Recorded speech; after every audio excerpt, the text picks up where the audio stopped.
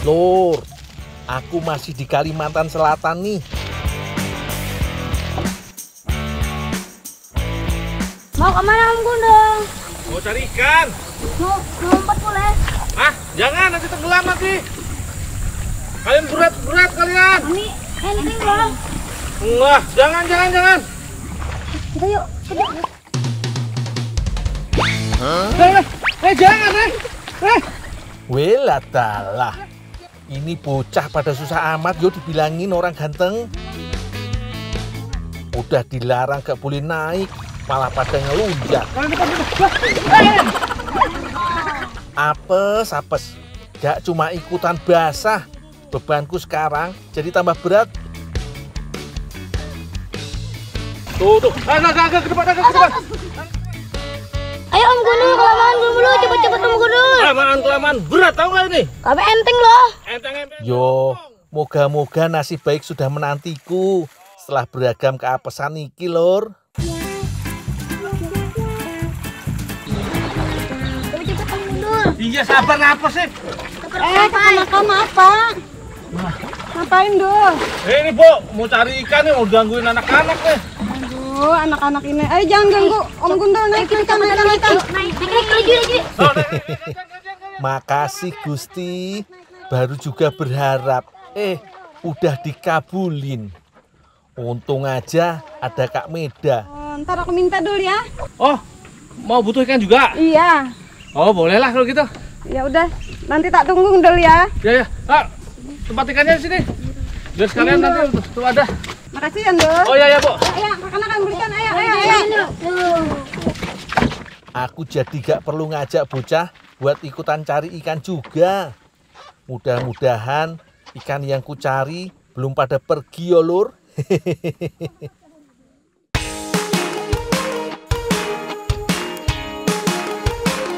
Oh iya, aku udah janjian dengan sesama pencari ikan dari Desa Jambu Hulu, Kecamatan Padang Batu, Kabupaten Hulu Sungai Selatan.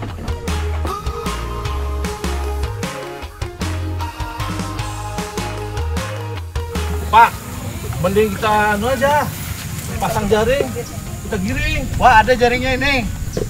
Ya, jaringnya Dul, ada Dul. Iya, Lur, daripada memakai hancau, aku lebih pilih cara yang lain. Mumpung lagi banyak teman, lebih baik aku merimpa aja, Lur. Merimpa adalah cara menangkap ikan tradisional yang masih sering dipakai masyarakat Kalimantan Selatan. Sama-sama memakai jala atau jaring ikan. Pinggir dia pakai rumput-rumput aja. Jaringku pasang dari kedua sisi tepian sungai. Yang sana nggak usah terlalu tepi. Agar mencegah banyak ikan yang lolos, sisi tepi aliran sungai harus rapat ke rerumputan. Sementara bagian bawahnya juga harus tertutup jaring. Sip lah, kelihatannya jebakan ikan buatanku udah mantep iki, Lur. Wah, yuk, bantu giring yuk. Oh iya Mas ya. Biar dapat banyak. Wah, ngancau mah cuma dikit-dikit. Setelah turun ke air, aku dan kawan-kawan mulai menggiring ikan menuju jaring. Caranya yo gampang aja. Sambil mendorong menuju jebakan, air akan dibuat bergolak. Oh iya, Lur, menjebak ikan dengan cara ini jauh lebih efektif kalau dilakukan di sungai kecil atau wilayah berair tenang.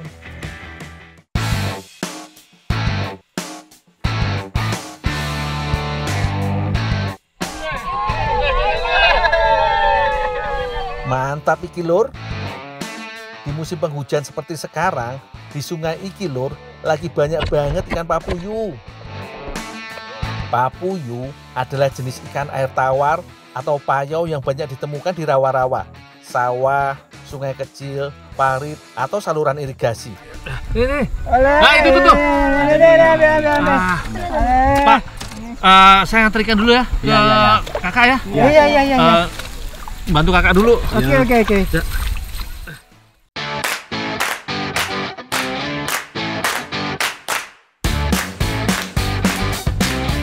Aku bersihin dulu aja sisi dan isi perut ikan papuyunya.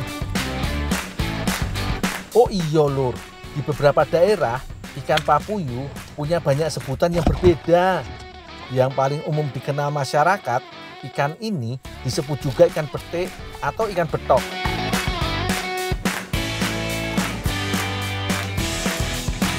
Lur, masyarakat Kalimantan Selatan gemar mengolah ikan papuyu mulai dari dibakar, digoreng, disayur, sampai difermentasi. Udah beres, udah bersih iki lur. Aku kasih ke Kak Meda dulu yo ikannya.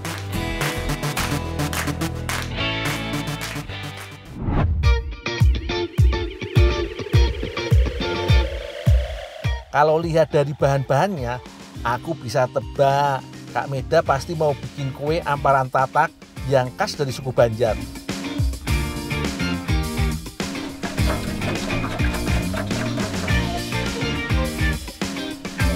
Setelah telur ayam selesai terkocok, beri sedikit garam biar gurih. Untuk memberi aromanya, tambah sedikit vanila cair. Kocok kembali sampai tercampur rata. Lanjut tuang santannya.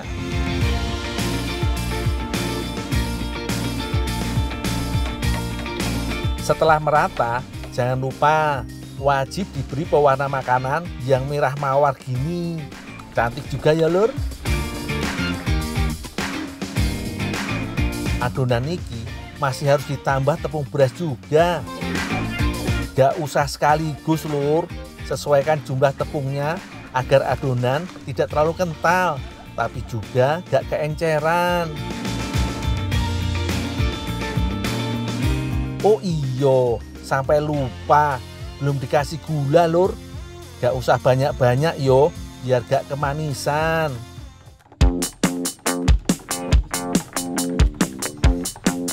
Amparan tatak merupakan jenis kue basah lur, dan pisang jadi bahan yang wajib ada.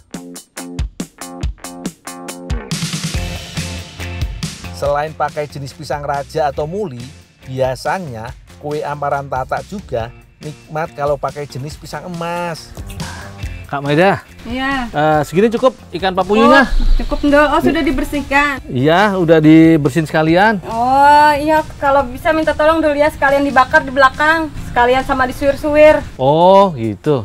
Yaudah, aku bakar dulu Kak. Iya, kasihan Dul.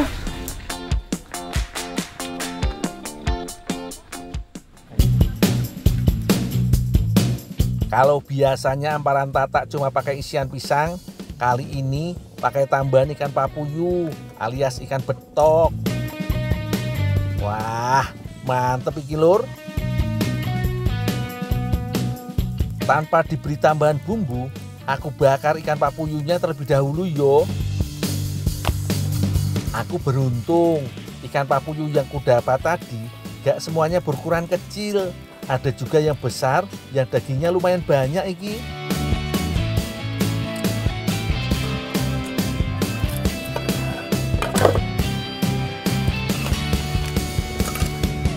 Berhubung mau buat campuran kue amparan tatak, aku suwir dulu yo daging ikan papuyunya. Kak Meda masih lanjut buat adonan amparan tatak lapis kedua dengan tekstur yang sedikit lebih kental. Campur tepung beras bersama dengan garam, santan kental, dan juga kental manisnya. Kalau sudah halus dan gak ada tepung yang menggumpal, bisa beri sentuhan warna yang berbeda supaya hasilnya lebih cantik lagi.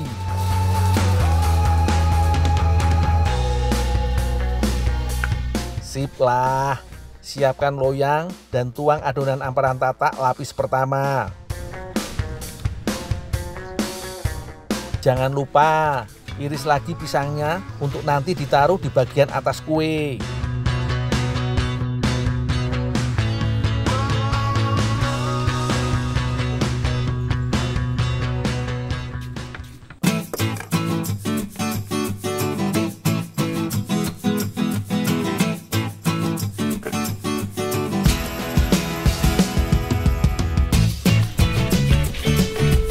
Udah semuanya kan Dul? Udah Bu, udah selesai. Nih, mau masak nih? Iya, tinggal ngukus ini doang sama masukin buah sama ikannya, Ndul. Mau dibantuin nggak? Nggak usah, Ndul. Tinggal ngukus aja kok. Udah, saya tinggal dulu ya. Iya, Ndul. Nanti kita makan bareng ya, Ndul. Oh, ya.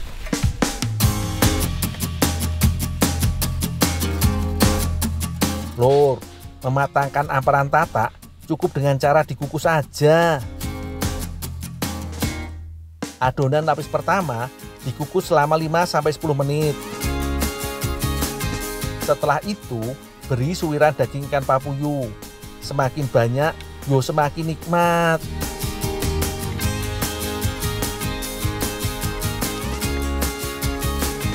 Selanjutnya, tuang kembali adonan lapis kedua sampai menutupi daging ikan.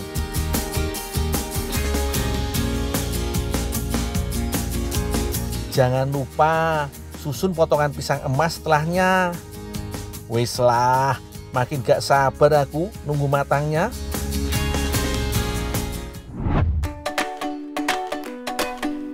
Ini dia lur hasilnya. Kue amparan tatak iwak papuyu.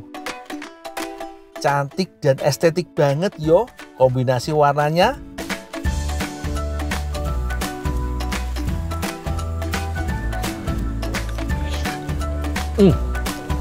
Mantep banget ya. Asli, enak banget.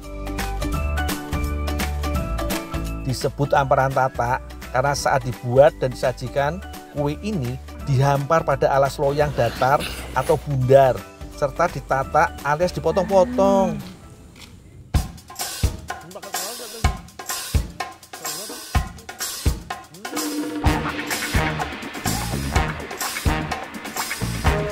Pelan-pelan. Boleh minta nggak? Kami lapar. Aduh, anak-anak lagi. Enggak, ngangguin terus. Nggak apa-apa, Ndul. Ini masih banyak juga. Alamak, gangguin aja iki bocah-bocah. Gak tahu apa orang lagi enak makan. Udah. Aku enak om dulu. Enak kok. Ya wis, rapopo. Ayo makan bareng. Rasanya yang manis serta teksturnya yang lembut mengenyangkan. Cocok banget menjadi pengisi perut setelah lapar seharian. Pokoknya jos gandos lur.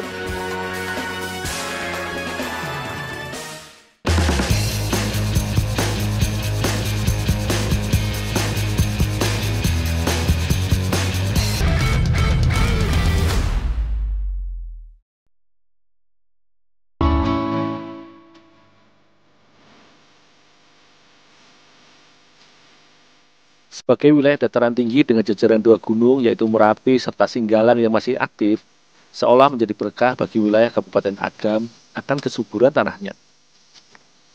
Beragam tanaman atau tumbuhan pun dapat tumbuh subur dan ditanam di wilayah ini. Salah satunya tanaman jambu biji. Buah dari tanaman tropis yang berasal dari daratan Amerika ini dikenal memiliki banyak kultivar atau jenis yang cukup beragam. Tercatat ada sekitar 150 spesies tanaman jambu biji yang tumbuh menyebar di daerah tropis dan berhawa sejuk hingga ketinggian 1.200 meter di atas permukaan laut, seperti di wilayah Kabupaten Agam ini. Namun salah satu jenis yang paling familiar adalah jenis jambu biji merah yang bibitnya berasal dari budidaya di wilayah Kendal.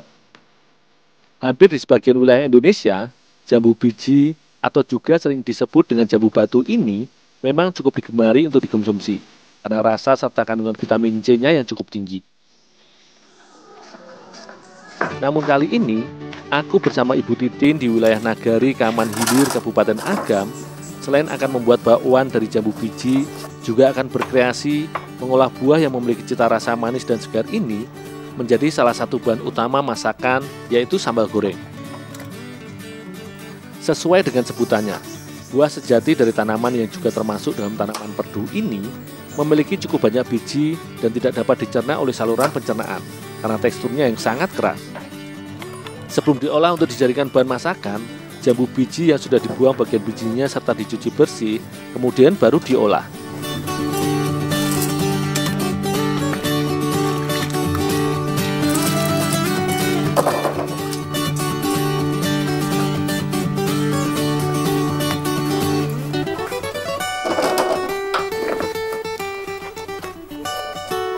Buah jambu biji memiliki karakter daging buah yang sedikit keras atau pejal. Karenanya, untuk dapat diolah menjadi bahan baku olahan makanan seperti bakwan, daging buah yang telah terkumpul pun dipotong menjadi beberapa bagian atau irisan yang lebih kecil supaya mudah dicampur dengan bahan lainnya.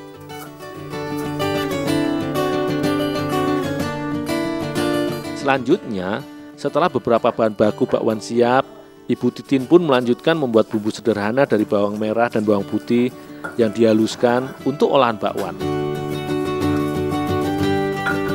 Bakwan adalah cemilan atau kudapan yang bahan utamanya terbuat dari irisan sayuran yang biasa dijumpai di sekitar seperti wortel, kubis, toge, atau bahkan jagung yang dibuat adonan bersama dengan dicampur tepung terigu kemudian digoreng dengan banyak minyak. Selagi menunggu telur puyuh matang, buah jambu biji yang sudah dicuci bersih dan dibuang bagian bijinya pun diiris menjadi beberapa bagian yang kecil agar mudah ketika diolah atau dimasak bersama dengan bahan lainnya nanti. Proses pembuatan sambal goreng jambu biji ini sebenarnya hampir sama dalam tahapan pembuatan masakan sambal goreng kentang yang sudah cukup familiar. Penggunaan telur puyuh di sini selain menambah cita rasa dari masakan sambal goreng yang akan dibuat, juga menambah nilai gizi yaitu protein pada olahan sambal goreng jambu biji.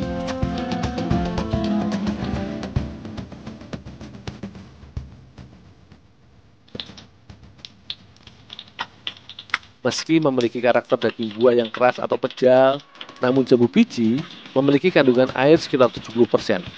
Karenanya, sebelum dimasak bersama buah lainnya, irisan jambu biji pun digoreng agar teksturnya sedikit kering.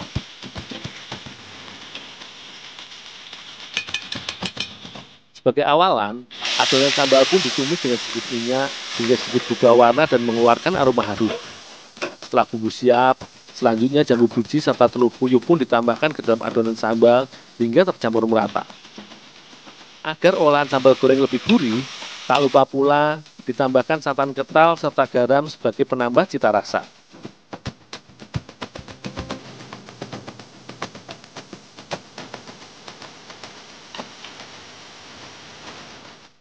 Sementara aku mengolah sambal goreng jambu biji, Ibu Titin mematangkan adonan bakwan yang juga menggunakan jambu biji di dalamnya.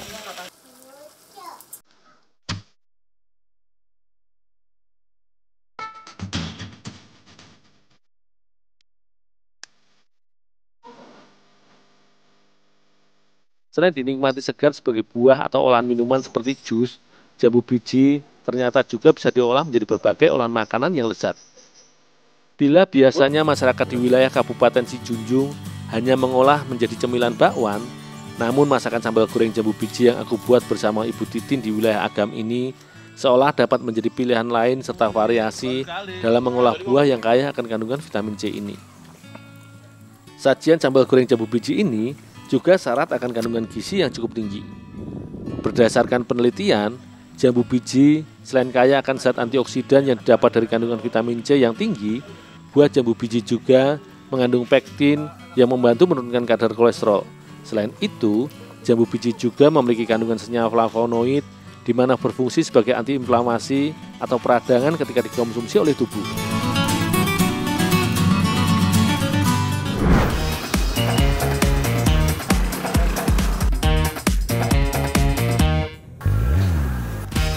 Siapa yang tak kenal buah yang satu ini?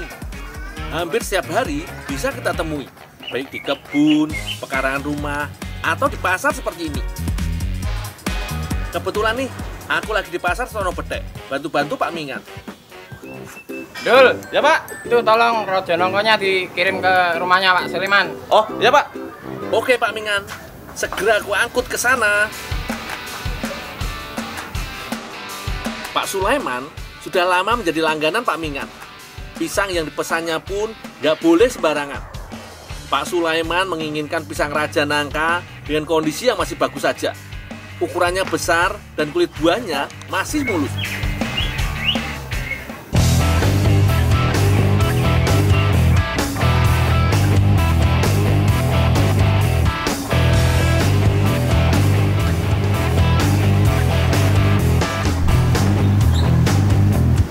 Pak, ngeterakan pisang Pak. Oh iya, Dul, langsung taruh belakang. Langsung ya.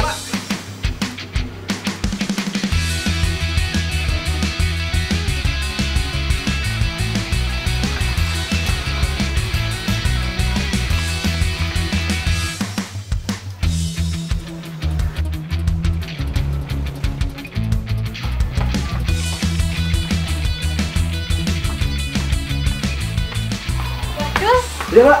ganti kompas kalian ya. Kupas pisang, Mbak? Iya. Oh, iya. Oh, sekarang aku baru tahu alasannya kenapa hanya pisang dengan kondisi bagus saja yang diinginkan Pak Leman.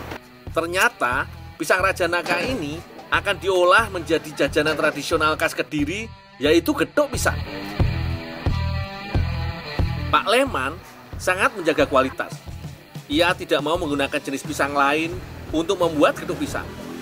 Tentu saja Pak Leman punya alasan sendiri. Pisang Raja Nangka punya cita rasa khas yang tidak dimiliki pisang apapun. Rasanya bukan hanya manis, tapi ada sensasi segarnya. Pisang yang akan diolah tidak boleh terlalu matang dan tidak boleh terlalu muda. Jadi, cara termudah untuk mengetahuinya ya dilihat dari kondisi kulit pisangnya. Kalau sudah ada yang coklat, maka pisang seperti ini dikategorikan terlalu matang sehingga tidak bisa diolah. Dul, Ya, Mbak.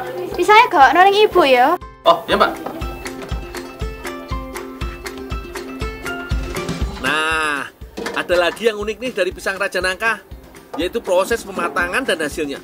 Pisang Raja Nangka harus dikukus selama minimal 6 jam dengan api yang stabil. Wah, lama juga ternyata. Gak kebayang yo.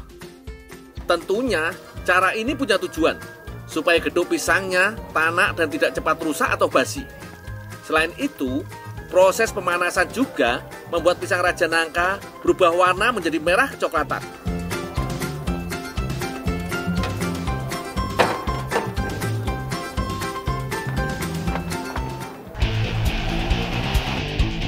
Selagi masih panas, pisang harus segera dihaluskan dengan cara di blender. Blendernya unik.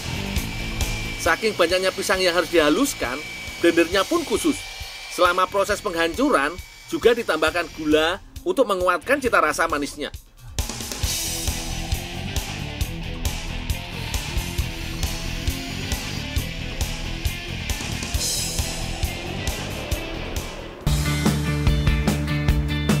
Berbeda dengan pisang lain, pisang Raja Nangka ini tidak berair.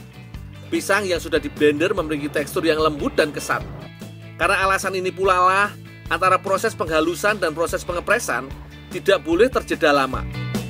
Sebab jika dibiarkan terlalu lama, pisang akan mengeras. Sekilas, alat press mirip alat yang digunakan untuk membuat es puter yo. Memang bener kok. Dengan sedikit modifikasi, alat ini jadi alat andalan Pak Leman untuk mencetak puluhan gethuk pisang. Kreatif yo. Dul, Mas. Lengse, Mas. Aduh, maaf Pak Leman. Harap maklum, aku belum terbiasa. Aku harus membagi konsentrasiku ke tangan kanan yang mengendalikan roda dan tangan kiri yang memegang pipa cetakan. Yang berikutnya, aku pasti bisa, Pak. Gethuk pisang yang baru dicetak tidak bisa langsung dikeluarkan dari pipa cetakan.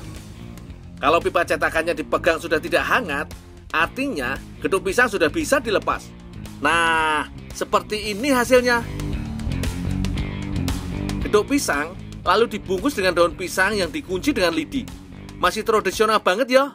Dul, cobain gethuk pisangnya. Mbak, cobain Mbak ya. Mas, sambi Mas. Pak, dicipi Pak. Rasa gethuknya mantep. Kalau saya ngincip lebih dari satu, boleh ya Pak Leman? Maklum lah, tadi tenagaku habis buat genjot becak.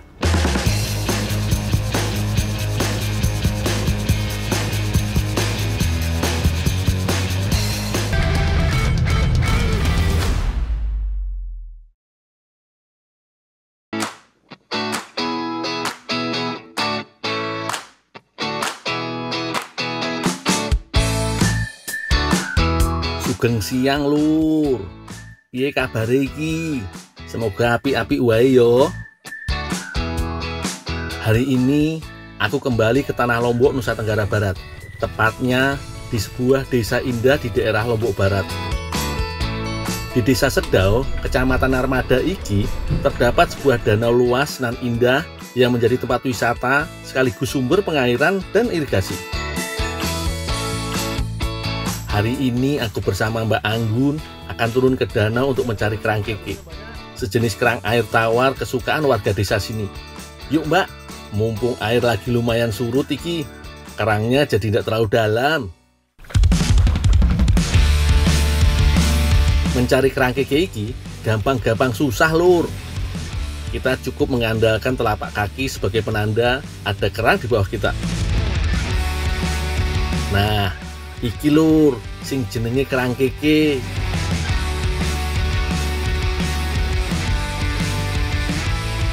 Aktivitas bagi warga sekitar iki biasanya disebut madak keke. Madak artinya mencari, sedangkan keke artinya kerang laut Lur. Sekilas, kerang keke ini mirip sekali dengan kerang kijing atau remis.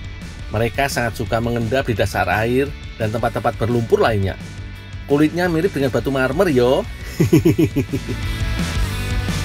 Ayo Mbak Anggun, cari lagi kerangnya, sing akeh yo. Kerang-kerang ini nantinya bakal kita olah menjadi sebuah sajian menu khas Eropa Lur. Pokoknya dijamin enak dan menyehatkan. Wah, belum sampai setengah jam kita sudah mulai mengumpulkan banyak kerang keke. Tandanya ekosistem air di danau ini cukup baik dan masih bebas dari pencemaran Lur. Wah, kayaknya udah cukup banyak ini Mbak. Yuk, langsung aja kita bawa ke kampung buat dimasak.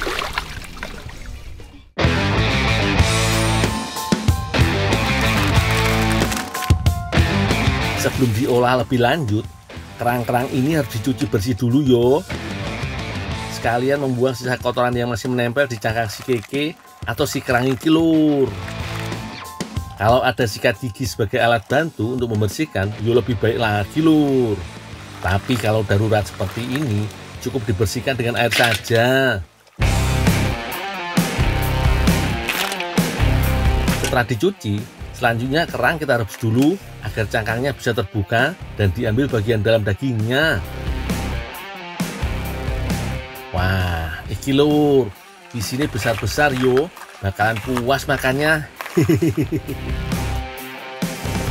Saat direbus, cangkang kerang akan terbuka dengan sendirinya. Kita tinggal mengambil bagian dagingnya dan membuang bagian cangkangnya saja. Sementara aku merebus kerang, Mbak Anggun juga sedang sibuk menyiapkan bahan tumisan kerang keke Lur. Sebelum nanti kita taruh di atas roti kanape, kerang akan ditumis dengan bumbu sederhana. Biasa yo, bumbu tumisan seperti bawang merah, bawang putih, cabai, garam dan lainnya. Langsung dihaluskan semua alias ulek sampai tercampur rata. Bumbu tumisan bisa disesuaikan dengan selera masing-masing saja yo. Mau pedas monggo, mau lebih gurih manis juga monggo.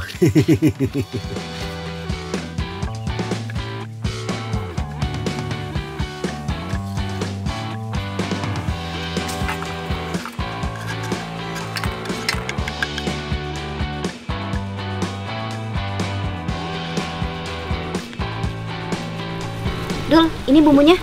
Oh ya. Ditumis langsung ya. Oh ya Kak. Oh, aku bentar pergi buat roti dulu. Ya. Oke. Kembali ke urusan kerang iki Lur. Setelah direbus sebentar dan dipisahkan dengan cangkangnya, sekarang waktunya kita iris-iris dulu daging kerang kekenya. Makanan kaya protein ini sebenarnya bisa diolah menjadi banyak sekali jenis menu. Bahkan cukup dibakar dengan olesan kecap manis atau mentega juga sudah maknyus Lur. Oke Mbak Anggun, langsung tak proses iki. Tumis-tumis dulu yo. Kita panaskan minyak dan masukkan bumbu ulekannya tadi.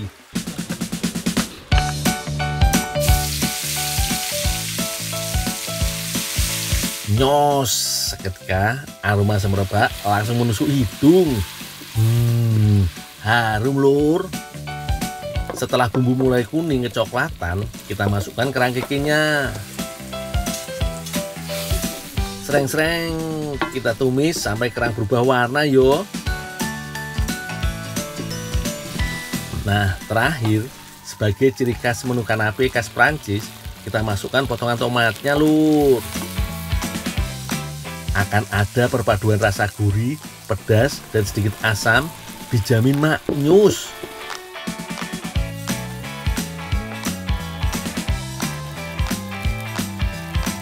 Nah, wis mateng iki lur.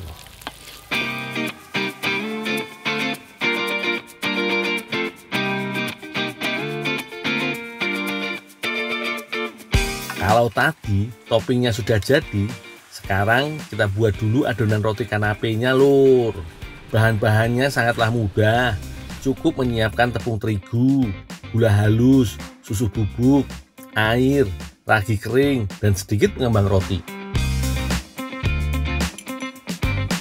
Langsung campur aja semua bahannya sambil diuleni sampai kalis yo. Kudu sabar iki nguleninya Mbak Anggun. Kalau terburu-buru nanti bisa bantat alias gagal ngembang.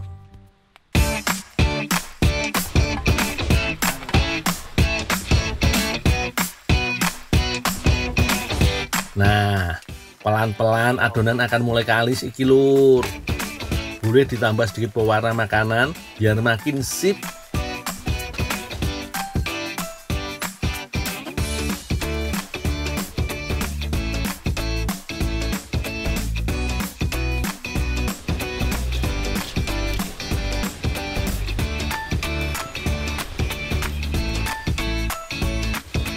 Adonan yang sudah kalis dan didiamkan selama 1 jam, selanjutnya kita kukus di suhu medium selama kurang lebih 40 menit lur. Awas yo, ojo dibuka terus sering-sering selama proses mengukusnya. Bisa-bisa bantat nanti rotinya lur. Wah, rotinya sampun mateng iki lur. Langkah selanjutnya kita akan membuat roti iki menjadi kering.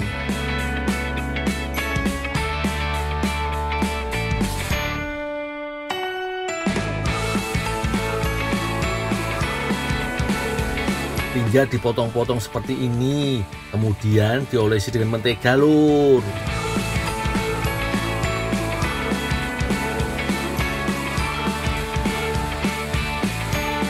Setelah ini, roti yang sudah dioles mentega bisa langsung kita oven selama 20 menit sampai sedikit mengeras.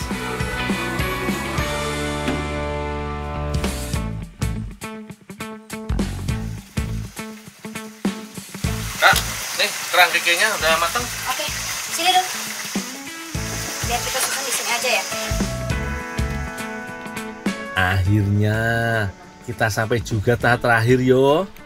Rotinya sudah garing, tumisan kerang kekenya juga sudah ada. Tinggal kita susun sebagai topping roti kering yang tadi dibuat Mbak Anggun.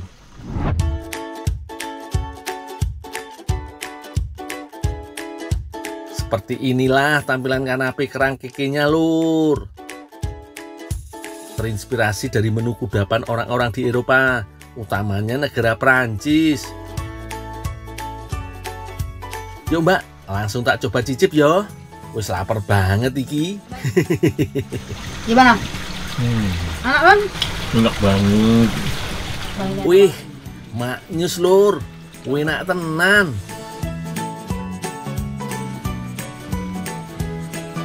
Monggo yo, coba resep ala si Gundul. Kanape kerang keke, jamin anti gagal dan bikin nagih.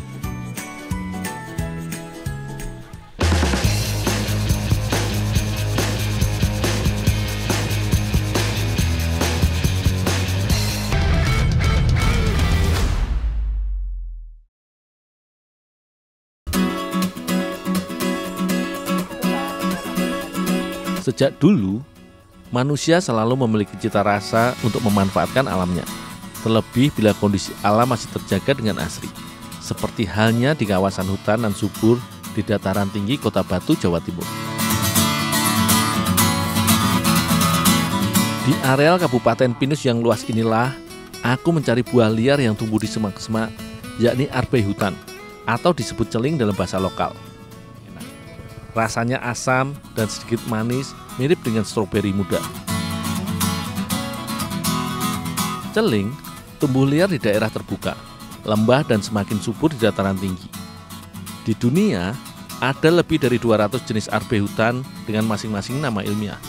Namun, semuanya memiliki kesamaan, yakni melimpah akan nutrisi penting. Nyawa organik pada celing dapat berfungsi sebagai antioksidan, antibakteri, obat asam lambung, dan kandungan vitamin C-nya yang tinggi mampu menjaga stamina tubuh. Di beberapa wilayah tanah air, celing sudah dibudidayakan. Selain sebagai tanaman hias, celing juga diolah menjadi campuran selai arbei. Kini, aku akan mengkombinasikan celing dengan makanan tradisional yang sudah lama lekat di hati masyarakat Malang khususnya, yakni jajanan kenyal dan gurih yang disebut sempol. Tekstur celing yang lunak membuatnya mudah untuk diolah. Cukup dipotong dalam ukuran kecil, buah yang juga disebut stroberi alpin ini bisa langsung dimanfaatkan. Sayangnya, kali ini aku tak mendapat banyak celing matang. Padahal, buah celing matang dalam jumlah yang banyak dapat mengubah warna olahan makanan. Ini dikarenakan adanya pigmen antosianin yang mampu menghasilkan warna kemerahan. Selagi aku memotong daging buah celing, Pak Gimin, pembuat sempol asli Kota Batu ini, mengolah bumbu-bumbu yang diperlukan. Untuk membuat sempol yang nikmat, bahan yang digunakan cukup beragam. Kunci dari rasa terletak pada bumbu intinya yang terdiri dari bawang putih, bawang merah goreng, dan garam. Semua komposisi dipastikan tepat, lalu dihaluskan.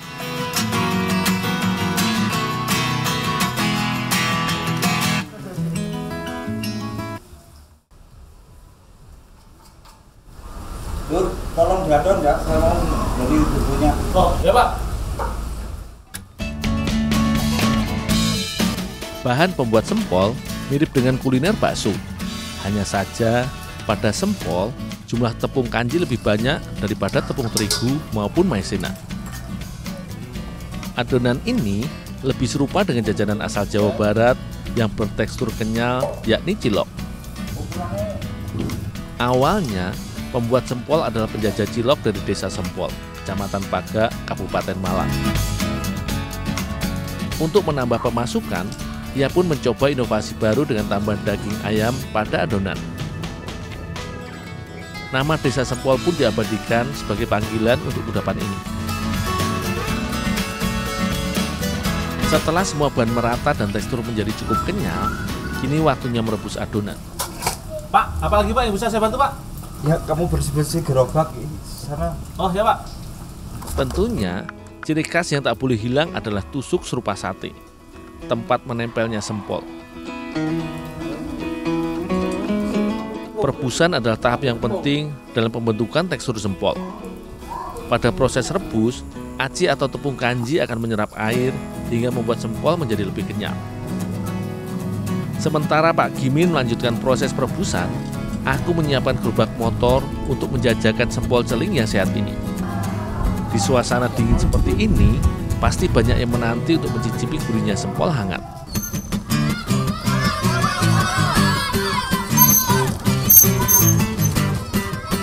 Hingga kini, jajanan sempol selalu digandrungi oleh anak-anak.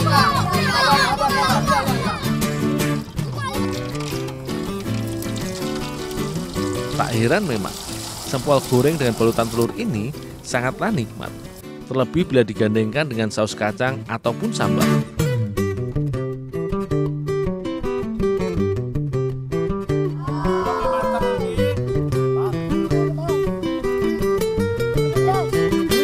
Sebagai jajanan, sempol celing ini adalah panganan yang lengkap karena lezat, tak mengandung bahan pengawet, dan tentunya bergizi tinggi.